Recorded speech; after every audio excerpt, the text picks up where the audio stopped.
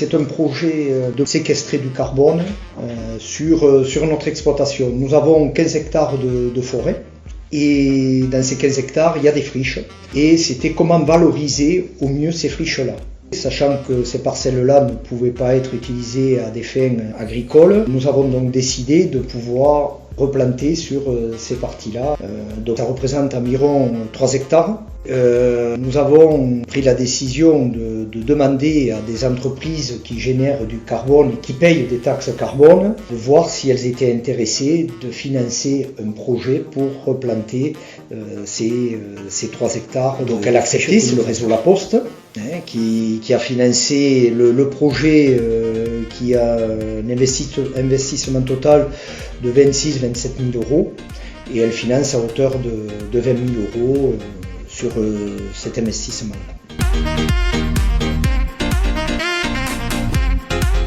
Le projet vient se rajouter dans notre programme d'agroécologie que nous suivons. C'est une exploitation polyculture élevage, bovin-lait. Il y a un peu plus de 150 hectares de terre. Nous développons l'agroécologie, c'est-à-dire de produire une agriculture la plus propre possible, qui soit quand même vivable, viable, rentable, tout en protégeant notre environnement.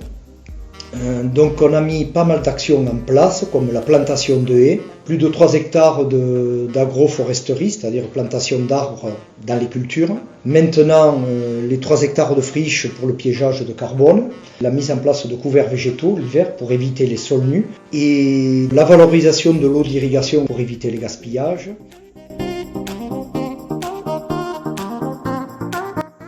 Alors, le projet séquestration carbone nous amènera, mais à long terme, un revenu par la production de bois.